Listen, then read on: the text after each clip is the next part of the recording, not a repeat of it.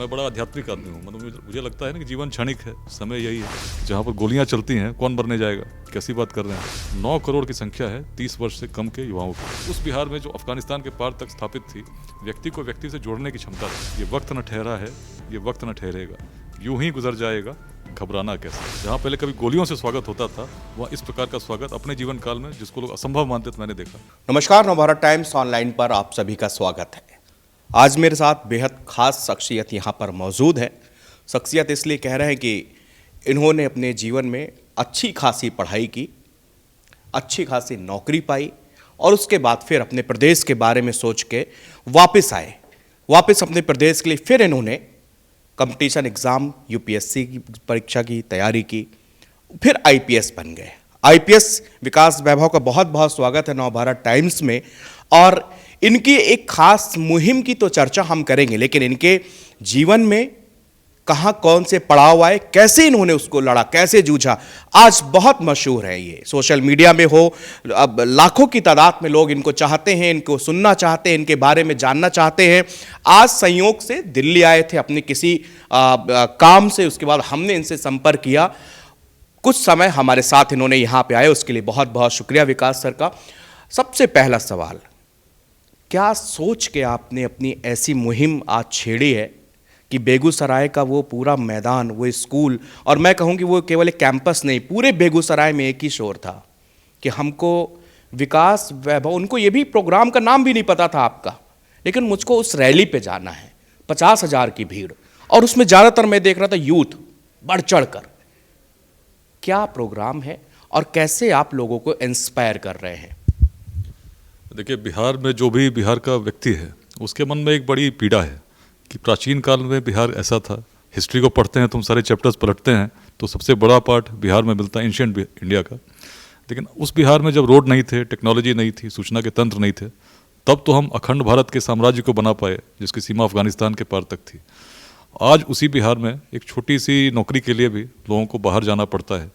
जिस बिहार में कभी ऐसी उद्यमिता थी जिससे विदेशी भी इंस्पायर होते थे, वियतनाम 1500 वर्षों तक चंपा के नाम से जाना गया।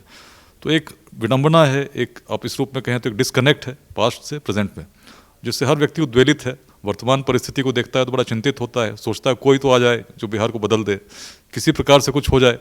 और इस सोच में जब सोचते हैं, देखते हैं कुछ दिखता नहीं है, और तब व्यक्ति निराश हो जाता है। लेकिन मैं जब देखता हूँ तो मैं देखता हूँ कि क्षमता आज भी बिहार में है, हर व्यक्ति में है। केवल हम दिशा भटक गए हैं, अपने पूर्वजों की सोच को भूल गए हैं। बिहार की सोच यदि हम लेकर चलेंगे तो निश्चित चीज़ें आज भी बदलेंगी, और मैंने बदलते देखा है। जहाँ भी पुलिस में मैं रहा हूँ, जब मैंने इस प्रयोग को किया कि पूर्वजों की जो सोच थी, भूमि की जो दृष्टि थी, उसको लेकर जो समस्याएं थी, जिनको लोग मानते थे कि कोई बदल नहीं सकता, तो बगहा को मैंने बदलते देखा है, रोहतास को बदलते देखा। और दोनों जगहों पर ऐसे जगह थे जहाँ पर लोग मानते थे कि चीज़ें कभी नहीं बदलेंगी। बगहा को लोग मिनी चंबल कहते थे, अंग्रेजों ने उसे यूनिवर्सिटी ऑफ क्राइम लिखा हुआ था।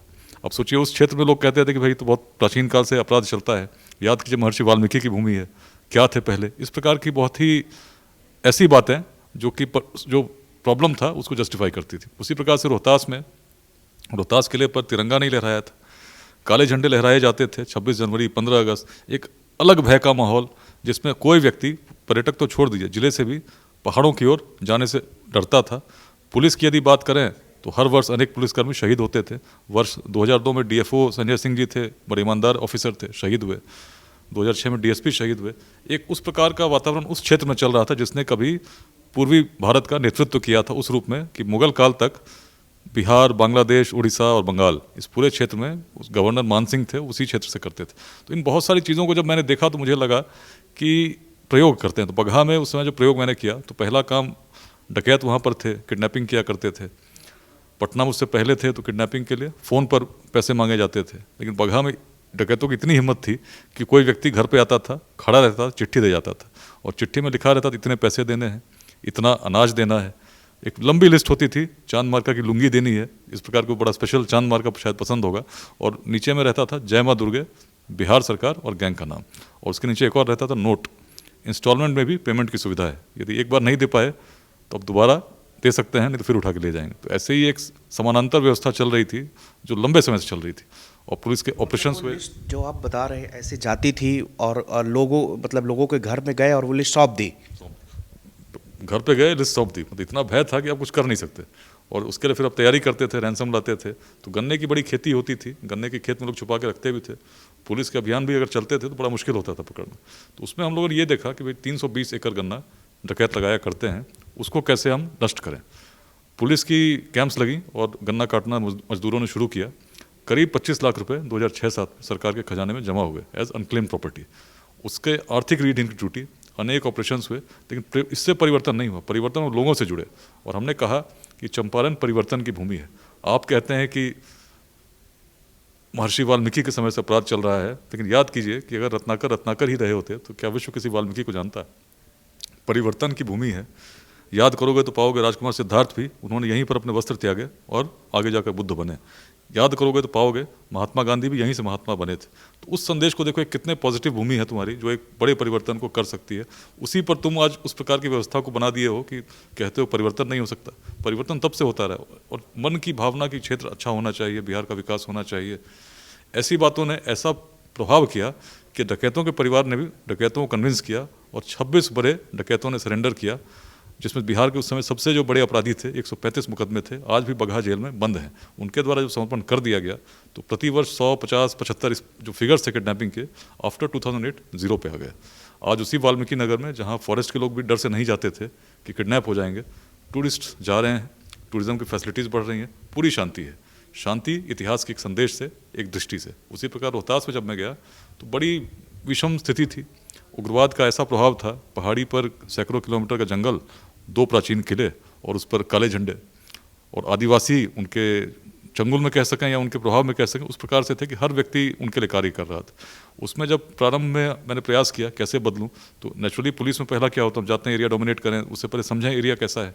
तो इसमें 2-3 बार जब पहाड़ी पर गए, तीसरी बार 3 सितंबर 2008, सोली नाम का एक गाँव था। जब पहुँचे तो सुबह 5 बजे का समय था, रात 12 बजे चले थे। रोड्स भी उस समय बिहार में जो थे उनको यदि आप देखते होंगे तो बगहा रोहतास दोनों जगह रोड ऐसे थे जैसे चंद्रमा पर अभी चंद्रयान लैंड किया होगा, जो क्रेटर्स दिखते हैं, उस प्रकार के रोड्स थे। तो जाने में समय बहुत लगता था, लेकिन रात में निकलते थे, सुबह पहुंचते थे।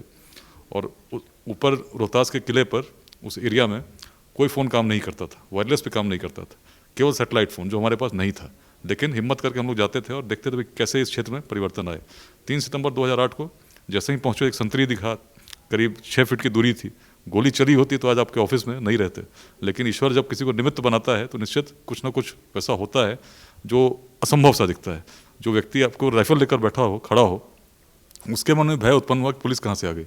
अंदर अपने दोस्तों को जगाने जब तक गया तब तक गोलियां चलने लगीं, ऊपर से चलने लगीं, उस गांव के हर घर से चलने लगीं। और लगभग 10 मिनट तक वैसा ही माहौल था।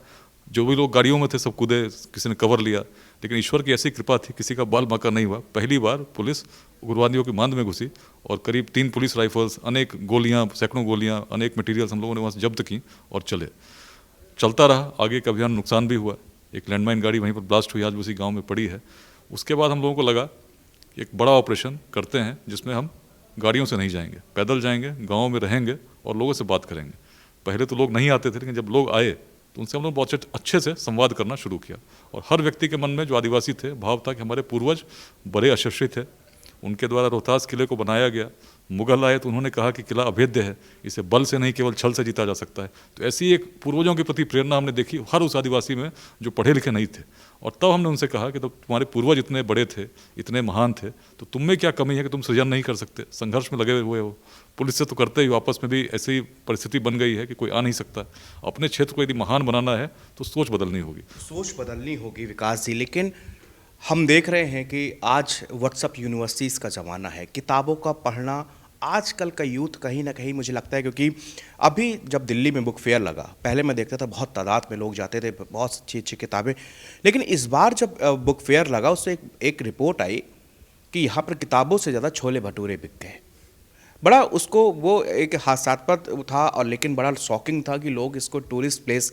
आपने जितनी ऐतिहासिक बातें, अपने इतिहास को, हमारा सोने की चिड़िया वाला देश है हमारा, हम कैपेबल हैं, हम लोगों ने सालों सालों पहले बता दिया था कि यहाँ पर ये सूर्य की, चंद्रमा की दूरियाँ कितनी हैं, या ग्रह नक्षत्र, हर चीज़ हमारे वेदों में है। आपने भी वेद पढ़ा, आपने उपनिषद पढ़ा। लेकिन क्या लगता है आपको कि आपकी बातें यूथ कितना एडमायर करेगा, कितना उसको समझेगा? आपको क्या विश्वास है कि आपने एक बहुत बड़ा बीड़ा उठाया हुआ है? देखिए, रोहतास की बात कर रहा था, रोहतास के यूथ की बात कर रहा था। तो आदिवासी लड़के थे, उन लोगों को हम लोगों ने बुलाकर उस समय टूरिस्ट गाइड बनने की ट्रेनिंग दी। हमने कहा एन ए अकबरी में लिखा है कि 200 झरने हैं, कितना रमणीक स्थल है, अगर टूरिस्ट आएंगे सोचो तुम्हारा क्षेत्र कैसा बदलेगा। सरकार को भी उस समय हम लोगों ने एक चिट्ठी लिखी कि भाई इस पर रोपवे बन सकता है, इस प्रकार की बातें उस समय ऊपर आई। और उसमें जब हम लोगों ने देखा, जो उस समय जब हम ये बात कर रहे थे, बड़े बड़े होर्डिंग्स लगे कि टूरिस्ट आएंगे उनका स्वागत पुलिस करती है, रोहतास किले का चित्र लगा, तो लोग हंसते थे कि जहाँ पर गोलियाँ चलती हैं कौन मरने जाएगा, कैसी बात कर रहे हैं। और लोग हंसाते थे कि भाई क्यों इन बच्चों को भी आप मिसगाइड कर रहे हैं, टूरिस्ट तो आएगा नहीं, आप टूरिस्ट गाइड बना रहे हैं। लेकिन हम सोच बदल रहे थे, जो असंभव दिखता था, जब ऐसा हम लोगों ने करना का प्रयास किया तो हर आदिवासी युवक के मन में आया कि इन उग्रवादियों की वजह से हमारे क्षेत्र का विकास रुका हुआ है। उनका जब इंटरेक्शन बाहर के लोगों से हुआ, जो टूरिज्म को उन लोगों ने देखा कैसा होता है, और जब समझा, तब उनकी बात ऐसी हुई कि उग्रवादियों का हम लोगों ने विरोध नहीं किया, जो उस क्षेत्र के लिए शांति के लिए बाधक थे, विकास के लिए बाधक थे, लोगों ने विरोध करना शुरू कर दिया। और ऐसा विरोध किया कि हर उग्रवादी को आत्मसमर्पण करना पड़ गया उन्हीं शस्त्रों के साथ जो पुलिस से उन लोगों ने लूटे थे। उससे बड़े लैंडमाइन ब्लास्ट होते थे, आज भी रोड कच्चा है। लेकिन 2021 के दिसंबर में जब मैं गया रोहतास किले पर, लोगों ने बुलाया था, तो आप समझिए करीब 100 किलोमीटर तक हर जगह पर छोटे छोटे चौकों पर लोग स्वागत कर रहे थे। और रोहतास किले पर तो लगभग 3 किलोमीटर तक लोग लगातार लाइन में थे। किले पर जब पहुँचे, आदिवासी लड़कियां नृत्य कर रही थी, लड़के ढोल बजा रहे थे। जहाँ पहले कभी गोलियों से स्वागत होता था, वहाँ इस प्रकार का स्वागत अपने जीवन काल में, जिसको लोग असंभव मानते थे, मैंने देखा। 2009 26 जनवरी पहली बार गर्व के साथ तिरंगा लहराया। और लगातार आज आप किले पे जाएंगे, किसी भी समय आप जा सकते हैं, ऐसी शांति है, तिरंगा लहराता है। तो एक परिवर्तन जिसको लोग असंभव मानते थे, मैंने संभव होते देखा जब लोग विरासत के संदेश से जुड़े, सोच बदली। आज रोहतास बदल रहा है, रोपवे का भी निर्माण हो रहा है, रोड्स भी बन रहे हैं। And I am very sure कि आने वाले समय में एक बड़ा टूरिस्ट हब बनेगा, जो वाराणसी और गया के बीच में एक सेंटर होगा टूरिस्ट के रुकने का। टूरिस्ट के रुकने का एक आपने जो रोहतास का उदाहरण किया कि किस तरह आपने उसको बदलते हुए देखा, और कहीं ना कहीं उससे आप और आपकी हिम्मत बंधी और लगा कि अब मैं जिस मार्ग में निकला हूँ सफल हो सकता हूँ। लेकिन सुनने में आ रहा, जो 50,000 की जो भीड़ थी, उसको देखकर तमाम राजनीतिक पार्टियां जो है सदमे में हैं। तमाम नेता कह रहे हैं कि एक आईपीएस, बिहार सरकार का नुमाइंदा, और आज जो है वो 50 एक आवाज़ में 50,000 की भीड़ इकट्ठा हो रही है, ये करना क्या चाह रहे हैं? नहीं, मैं तो बिहार को बदलते देखना चाहता हूँ। लक्ष्य है कि भारत एक विकसित राष्ट्र बने 2047, और ये लक्ष्य तभी पूरा हो सकता है जब बिहार विकसित होगा। और बिहार के विकसित होने का मतलब है कि बिहार के हर युवा को बिहार में ही नौकरी मिले, कहीं बाहर नहीं जाना पड़े, और बिहार में ही उत्कृष्ट शिक्षा मिले। कैसे होगा? यदि आप संख्या देखें तो संख्या आप देखकर बड़ी चिंता होती है। 9 करोड़ की संख्या है 30 वर्ष से कम के युवाओं की, जिनको अगले 2 दशकों में शिक्षा और रोजगार की आवश्यकता होगी। किसी भी पार्टी की सरकार आ जाए, कितना भी प्रयास कर ले, सरकारी नौकरी देकर हम लोगों को लाभान्वित करें, तो कुछ लाख हम दे सकते हैं, कुछ प्रतिशत जनसंख्या, 1% हो सकता है कुछ और हो, इससे अधिक हम नहीं कर सकते। लेकिन यदि बिहार में सभी को रोजगार देना है, तो आज तो उद्योग भी नहीं है जिससे लग सके, तो हमें अपने ही यूथ को गाइड करना पड़ेगा, उनको मार्गदर्शन देना हो कैसे हम उद्योग लगा सकते हैं। तो spirit of entrepreneurship has to be inculcated हर विद्यालय में, महाविद्यालय में, पंचायत में, ब्लॉक्स में, और इसका हर व्यक्ति को समाज में प्रयास करना होगा। सोच कैसे बदलें। बड़ी चिंता तब होती है जब देखते हैं हमारे यूथ, आईआईटी से एक एग्जांपल था, उन्होंने डबल डिग्री की, बीटेक किया, एमटेक किया, उसके बाद नौकरी करी रेलवे गैंगमैन में। अब सोचिए, इतने टैलेंटेड व्यक्ति थे, चाहते तो क्या नहीं कर सकते थे, लेकिन ये सोच, तो सोच जो है कैसे बदले, इस पर हम लोग यूथ को स्पेशली मोटिवेट कर रहे हैं। और अभी अनेक ऐसे स्टार्टअप्स हैं अलग अलग जिलों में, मधेपुरा में, रोहतास में, नालंदा में, जो इसी मूवमेंट से इंस्पायर हुए हैं, छपरा में। और हमारा प्रयास है कि हर जिले में 5 स्टार्टअप्स अगर सक्सेसफुल हुए तो निश्चित 5 to 50 होने में समय नहीं लगेगा। लेकिन ये सोच, इसलिए हम लोगों ने जितने चैप्टर्स बिहार के बाहर हैं, जो अच्छे बिहार के लोग टैलेंटेड हैं, अच्छा कर रहे हैं बिहार के बाहर, उनको कनेक्ट किया है कि भाई आप अपने ज़िले से भले दूर हैं, लेकिन यदि एक किसी युवक को आप एक स्टार्टअप के लिए मोटिवेट कर सकते हैं, तो निश्चित बिहार के लिए बड़ा काम होगा। और बिहार को अगर कुछ बदल सकती है तो उद्यमिता की क्रांति, रेवोल्यूशन ऑफ एंटरप्रेन्योरशिप, और हमारे अंदर क्षमता है, सोच है, बस थोड़ी सी दृष्टि बदलनी होगी, प्रयास करना होगा। इस प्रयास में हम लगे, और ये बातें जो हम कहते हैं तो लोग कनेक्ट हो रहे हैं। तो अभी तक 75,000 लोग, 75,000 लोग इस व्हाट्सएप ग्रुप्स के माध्यम से अलग अलग चैप्टर्स में, बिहार के सभी जिलों में, भारत के महानगरों में, हम लोग दिल्ली में बैठे हैं, दिल्ली में भी करीब 2,000 बिहार के ऐसे लोग जुड़े हुए हैं इन पूरे नेटवर्क में, जो बिहार को कुछ देना चाहते हैं। तो और 1000 से ज़्यादा कार्यक्रम हमारे ऑडिटोरियम्स में हुए हैं अभी तक। आप सोच सकते हैं पिछले 2.5-3 वर्षों में, 3 वर्ष भी नहीं हुए, 2.25-3 साल में इतने कार्यक्रम हुए, जो बताता है कितनी ज़्यादा लोगों के मन में भावना है कि बिहार बदले, और तभी लोग जुटकर अपने पैसे खर्च करके इस प्रकार के कार्यक्रम कर रहे हैं। और इसीलिए हमें लगा कि कहीं ऐसा तो नहीं कि केवल ऐसे लोग जुड़ रहे हैं जो सोशल मीडिया पर एक्टिव हैं, या जो शहरों में रहते हैं, जो डिस्ट्रिक्ट हेडक्वार्टर में रहते हैं। क्यों ना हम ऐसा बड़ा कार्यक्रम करें जिसमें हम सभी को आह्वान करें कि आइए और बिहार बदलने के लिए एक संकल्प लेते हैं कि बिहार कैसे बदलेगा। जब तक हम जाति, संप्रदाय, लिंग भेद, छोटे विचारधाराओं के मतभेद से संघर्ष करते रहेंगे तो हर व्यक्ति एक दूसरे से टूटता रहेगा। लेकिन उस बिहार में जो अफगानिस्तान के पार तक स्थापित थी, व्यक्ति को व्यक्ति से जोड़ने की क्षमता थी। जातियाँ बिहार में तब भी थीं, लेकिन जैसा जातिवाद आज हम देखते हैं उस समय यदि रहा होता तो मगध में भला नंद वंश का उदय कैसे होता।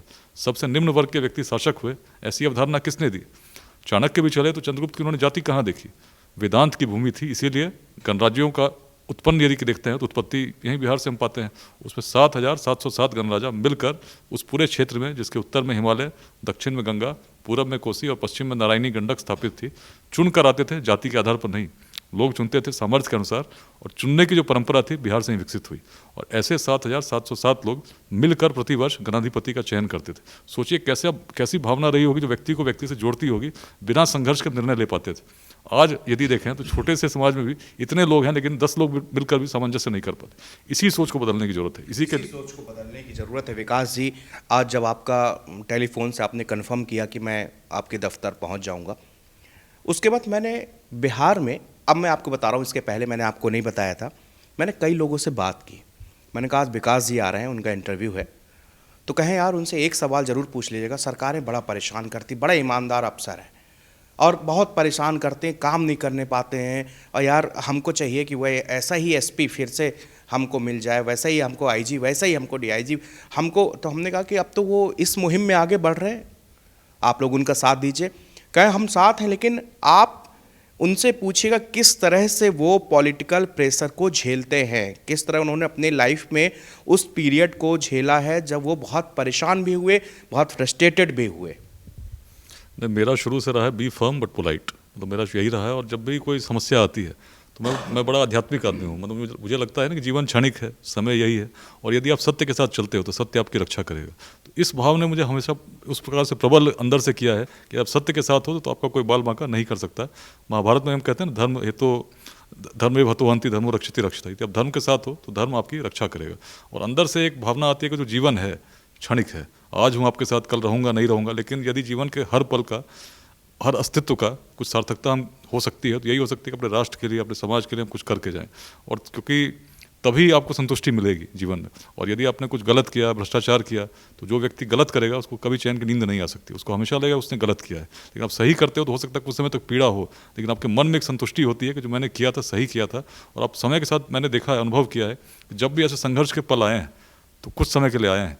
केंद्रीय विद्यालय नोएडा में पढ़ते थे, उस समय जो हम स्कूल में असेंबली खत्म होती थी, एक गाना था, ये वक्त न ठहरा है, ये वक्त न ठहरेगा, यूं ही गुजर जाएगा, घबराना कैसा, हिम्मत से काम लेंगे, डर जाना कैसा। तो इन पंक्तियों ने बहुत प्रेरणा दी है उस समय कि भाई समय है, बीतेगा, परिस्थितियाँ कभी अप होती हैं, कभी डाउन होती है, लेकिन मन में यदि आपके सत्य स्थापित है, आप सही करना चाहते हो, ईमानदारी आपके अंदर है, तो निश्चित उसमें बहुत शक्ति है। और वैसी शक्ति है कि जिसमें बहुत लोग आपके अगेंस्ट होंगे, लेकिन समय के साथ देखेंगे और आपकी ईमानदारी को समझेंगे तो आपके साथ आएंगे। जब आप दिल्ली आए थे पढ़ाई करने, उस समय हमने सुना कि 1 साल तक आप जब अपने बताए नहीं कि मैं बिहार से आया हूँ, उसके बाद फिर जब आपको एहसास हुआ, आपने वो किस्सा भी ज़रा सा साझा करिए, वो क्या था?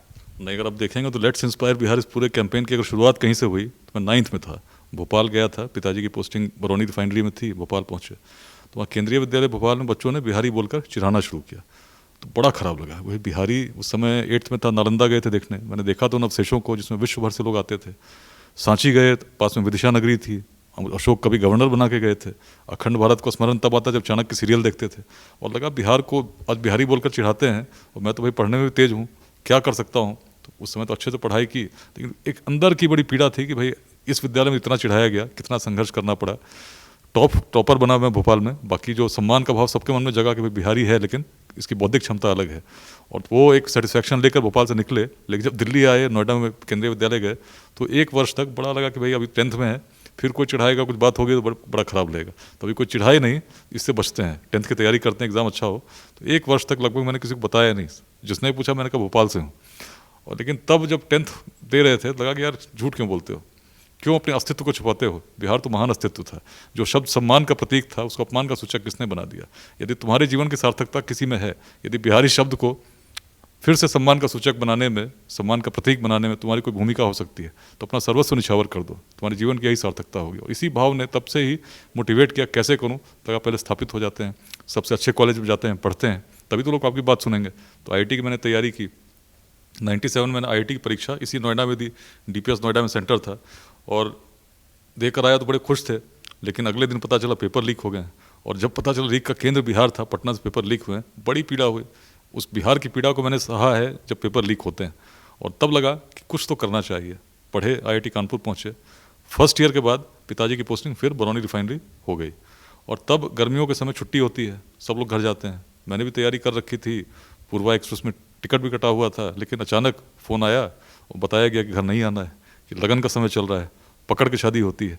और वो समय मेरे जीवन का एक ऐसा समय था जब बड़ा परेशान था, घर जाना चाहते थे। सर, पकड़ा हुआ विवाह का ये जो किस्सा आपके साथ हुआ, क्या ये बिहार की एक परंपरा थी, या ये जो बाहुबली होते थे या दबंग लोग होते थे वो ऐसे पढ़े लिखे जो अच्छे बच्चे होते थे, इनकी नौकरी गवर्नमेंट में होती थी, तो उनको पकड़ के शादी कर देते थे?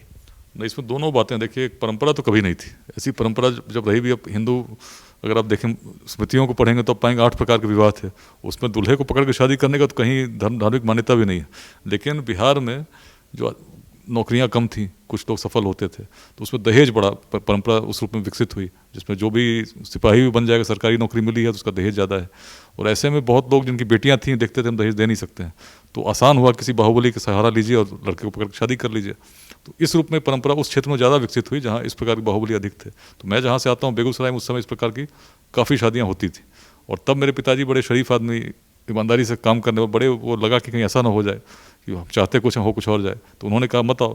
लेकिन मेरे लिए व्यक्तिगत रूप से, जब मैं उस समय आईआईटी में था, फर्स्ट ईयर में था, बड़ी वो ऐसी वेदना थी कि क्या करें, घर जाना चाहते हैं, जा नहीं सकते, आईआईटी में हूँ।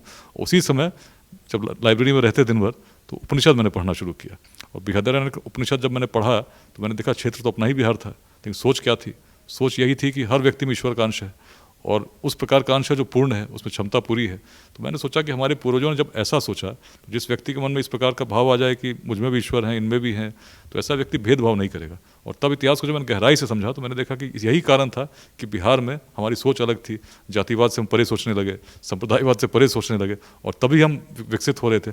और अभी के उस समय के बिहार को मैं देखता था, उस समय जातीय उन्माद चल रहा था, अनेक ऐसी सेनाएं चल रही थी जो जातीय नरसंहार भी करती थी, बड़ी चिंता होती। और तब लगता है इस भूमिका तो मैं भी हूँ, मेरा भी उतना ही अधिकार है, क्यों ना इसको बदलने का प्रयास करें। और तब उस समय नौकरी का ऑफर जर्मनी से भी आया, एक बड़ी सॉफ्टवेयर कंपनी से भी आया, तो हृदय कुछ और कह रहा था नहीं, जीवन की सार्थकता, अस्तित्व तो यही है कि तुम इसको सार्थक करो। बाहर तो चले जाओगे, लेकिन लौट के जब आओगे, बिहार को देखोगे, बेगूसराय को देखोगे, और फिर सोचोगे कि भाई तुमने इसमें क्या किया, तो मन तो कचोटेगा कि तुमने अपने जीवन के समय में कुछ प्रयास नहीं किया। और इसी को लेकर मैंने सिविल सर्विसेज की तैयारी इसलिए शुरू की, कोई पॉलिटिकल फैमिली से तो मैं था नहीं, और न कोई बड़े उद्योगपति फैमिली से था, साधारण मिडिल क्लास फैमिली से था। लेकिन यदि परिश्रम करते हैं तो निश्चित है IAS IPS तो बन ही सकते हैं, और बन के कम उम्र में समाज में कुछ परिवर्तन करने का प्रयास कर सकते हैं। ईश्वर की कृपा रही, IPS में चयनित हुए, 2003 बैच मिला और बिहार कैडर मिल गया। तब से यात्रा चलती रही है। पुलिस के दायित्वों के अलावा हर बिहार के युवा को जगाने का, जहाँ SP रहा, जहाँ DIG रहा, प्रयास करता रहा हूँ, स्कूल जाकर, कॉलेज जाकर, यही कहते हुए कि जानो कि तुम तब क्या थे तो क्यों थे, और अब ऐसे हो तो क्यों हो। और इसी भावना को जब मैंने एक बृहत रूप देने का, आकार देने का प्रयास किया, तो मुझे मैं अकेला तो कर रहा हूँ, कितना कर पाऊंगा, लेकिन यदि लोगों को जोड़कर एक समूह बनाता हूँ जिसमें इस प्रकार की बातों को हर व्यक्ति दूसरों को बताए, तो निश्चित है समाज को नुकसान दुर्जनों के दुष्कृत्यों से उतना नहीं होता जितना सज्जनों की निष्क्रियता से होती है। तो अच्छे लोगों को हम लोग जोड़ते हैं जिनके मन में, हृदय में बिहार बसता है।